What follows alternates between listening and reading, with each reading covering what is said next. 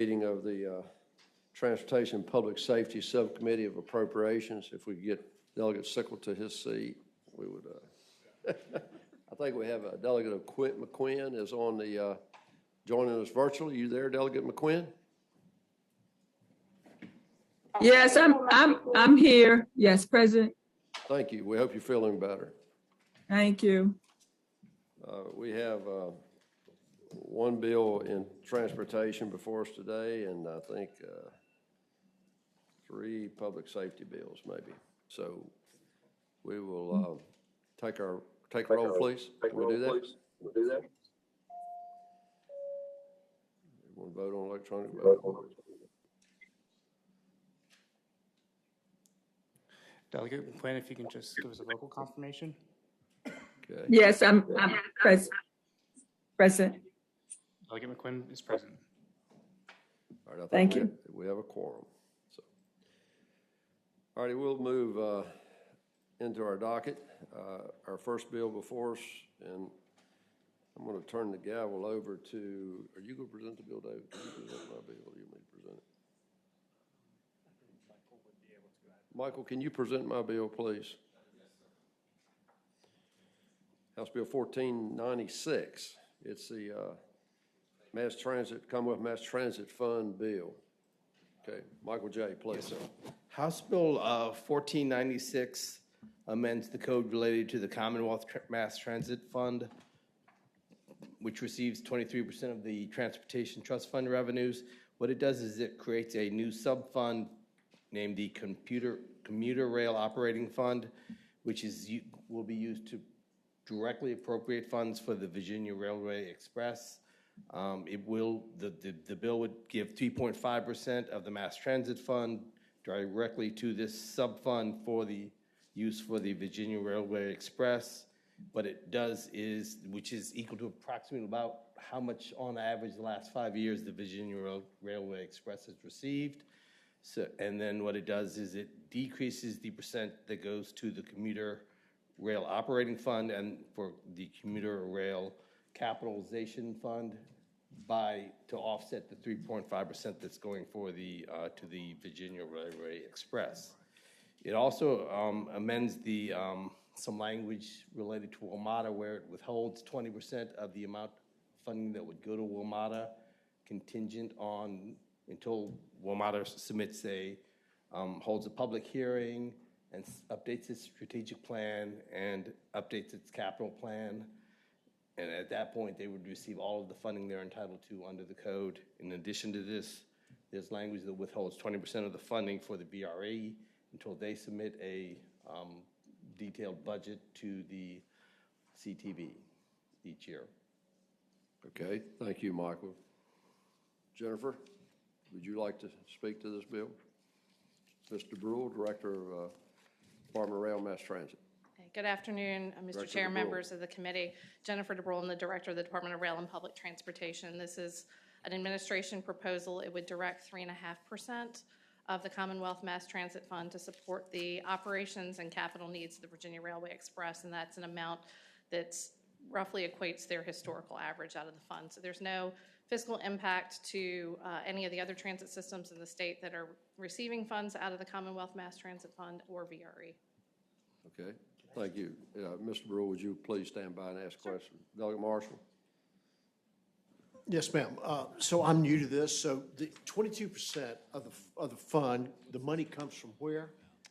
So we receive funding. It's 23% of the Transportation Trust Fund that goes to mass transit, and then that is subdivided into funds that go to transit operating, transit capital, WMATA, Transit Ridership Incentive Program, and our special programs. So the Transportation Trust Fund comes from when I fill up my car full of gas, I pay gas, truck, so, pay fuel tax, et cetera. And so so that's where the Transportation Trust Fund money comes. Do rail pay any money into the Transportation Trust Fund? No.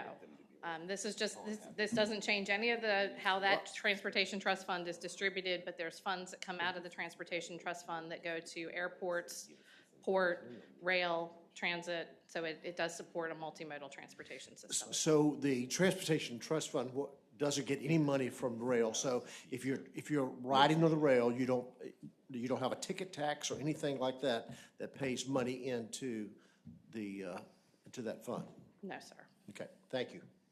But I will say, Delegate Marshall, passenger rail diverts people off of our highways and moves them by other means throughout the Commonwealth. And for instance, we're going to run a trail on a train every hour on hour from Richmond to Washington.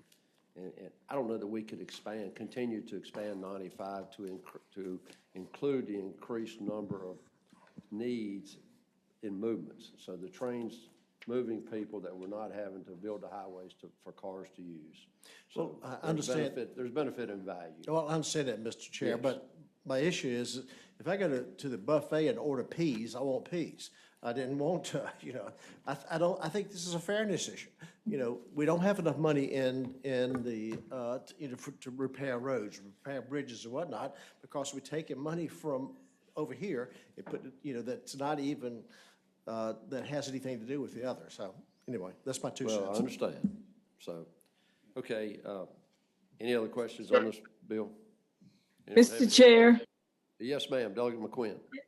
yes, is this the first time that funds will be taken from that pot of money to support Commonwealth Mass Transit? Is this a first time for this to happen? And then if not, if it is, why had not this been an issue prior to now in terms of funding? Delegate McQuinn, I will let the director answer your question, but I will say that it has been under the mass transit portion. We're putting it over under the rail authority now, which is probably where it's better suited and where it should be best served. But Director DeBrule, will you answer that question? Okay. Yes, Thank you. Delegate McQuinn, this is just moving, structurally moving them out of what is a bus formula that's allocated based on performance. We'll still have performance metrics on VRE. We'll still be monitoring their performance as we do with the rest of our systems, but they'll have a separate allocation that is just for commuter rail. And there is precedent for doing this when we restructured the Commonwealth Mass Transit Fund back in 2018 to set aside funding for WMATA with performance metrics and accountability as well.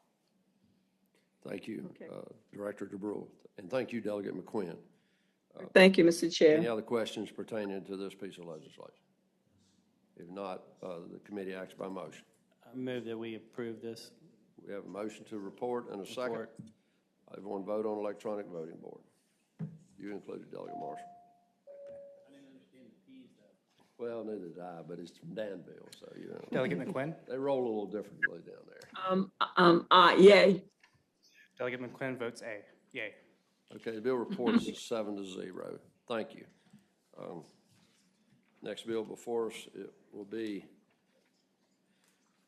House Bill, let's move down to House Bill 2329. Delegate Cherry, I see him here. He may need to go somewhere. Delegate Cherry. Mr. Chairman, good afternoon, members of the committee. Thank you for having me this afternoon. House Bill 2329. This establishes a care program for retired canine officers. This bill came through the Florida legislature unanimously last year, creates a fund that simply goes to pay vet bills for our retired canine officers.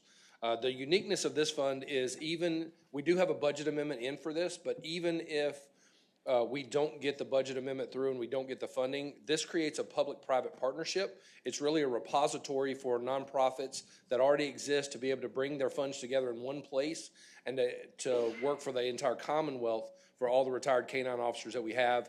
We support these canines when they're in our service, and I think we should support them in their retirement, just like we do our human officers that many times accompany them.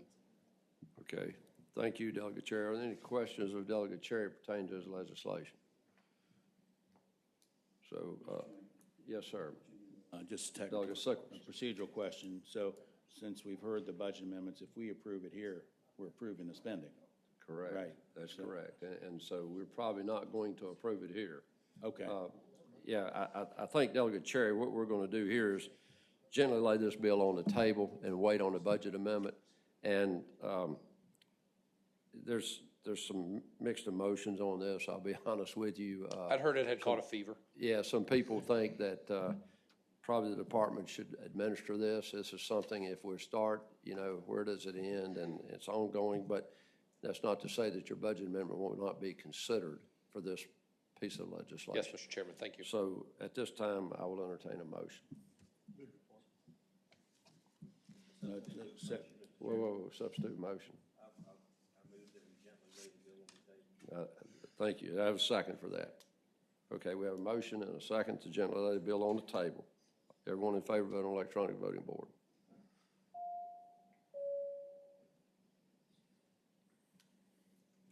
Okay. Delegate McQuinn? Aye. Delegate McQuinn? Okay. Motion carries 7-0. Thank you, Delegate. Thank you, Mr. Chairman. We thank you, sir. Okay. This brings us to our last bill. No, let's go to, Delegate Rasul is here. Delegate Rasul, you have HB 2249. Thank you, Mr. Chair, members of the committee. HB 2249. DMV has come forward and said that there is no fiscal impact to this bill. What this does is just ensures that they do everything that they can to expedite upon release the government-issued ID. And we worked on the committee substitute with DMV as we improved the language. Okay. Yes, sir. Mr. Chairman, can I ask a question? Yes, sir. Delegate Sickles. What is the reason for this bill? What are you trying to solve? The issue, thank you, Mr. Chair, Delegate Sickles. The issue that we have is that prisoners who are being released are not being released with government-issued ID many times. Okay. And so what we are trying to do is have work with DMV to ensure that they're expediting to the extent possible the issuance of the government-issued ID. And so that's where the substitute language had come from. Okay, thank you. Okay. Delegate Rousseau, I regret to inform you that this bill has hit some headwinds.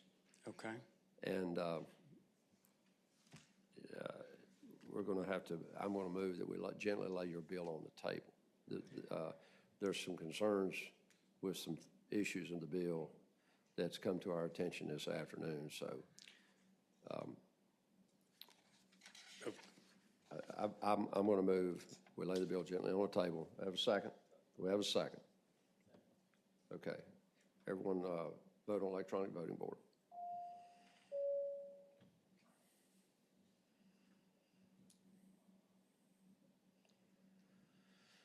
Okay, the motion carries. Delegate McQuinn? I'm sorry. No. Okay. Delegate McQuinn votes nay. Motion carries 5-2. Thank you, Delegate Rousseau. Okay, thank you. I regret. Okay. So we'll move to Delegate Wiley's bill. HB 2363. We have a substitute? Yes, sir. Okay, we have a substitute. We have a motion to accept substitute. Or David, you're going to tell us something about, David's going to tell us something about substitute. Yes, Mr. Chairman. It's a fairly straightforward substitute. The bill, as it came to the subcommittee, would have DVS pay the burial fee for the spouses of active duty members or veterans of the U.S. Armed Forces for burial within state-managed veteran cemeteries. What the substitute would do is expand that eligible pool. So not only would it include the spouses that I mentioned before, but also the spouses and, not spouses, members of the National Guard and Reserve. It would also cover their burial fees. And this substitute language would align the bill with the budget as it was introduced by the governor, which included $400,000 to cover the burial fees for the spouses of veterans, as well as members of the National Guard and Reserve. Okay, so you heard the substitute. Do I have a motion to adopt a substitute? So moved. Have a second? Motion and a second. Substitute properly before us. Everyone in favor of substitute signify by saying aye. Aye. Aye. Substitute now properly before us. Okay, so you know what the bill does. We've heard the bill. Are there any questions pertaining to the? Yeah, Mr. Chairman, Yes, sir. how much does this cost? David? Yes, Mr. Chairman, Delegate Sickles, in totality is what you're asking? So the introduced. I'll take totality or? Yeah, says the introduced budget included $400,000 from the general fund in the second year to cover this initiative. So it would cover the burial fees charged to the spouses as well as the National Guard members. Currently, the department charges $400 to the spouses mentioned in the bill, and an average of $1,800 for the National Guard members for the burial fees. Yes, sir. When you say in the budget, are you talking about the governor's budget amendments, or are you talking about the chapter 2? HB 1400, so the governor's introduced budget includes $400,000, sir. Okay. Any other questions? Committee action by motion. Delegate Marshall. Yeah, I'm gonna get way in the weeds with this. So living on the Virginia-Carlisle line, we would have residents that would be Virginia residents, but the family plot is in North Carolina. Did you bury them in North Carolina? I think they're buried in a veteran cemetery, are they not, David? Yes, Mr. Chairman. These burial fees are only charged for burial within a veteran cemetery managed by the Department of Veteran Services. Okay, thank you. You're very welcome. Any other questions? Okay, committee acts by motion.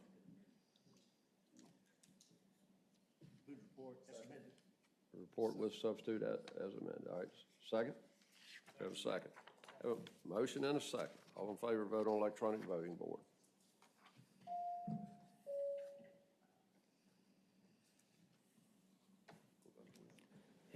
Please record me as yay.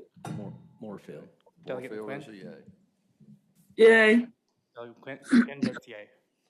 Bill reports 7-0. Moorfield is a yea. Okay, Okay. I'll get it. All right, I think that concludes our business. Good, David? Good, Michael J? All good. All right. Committee should rise. Thank you.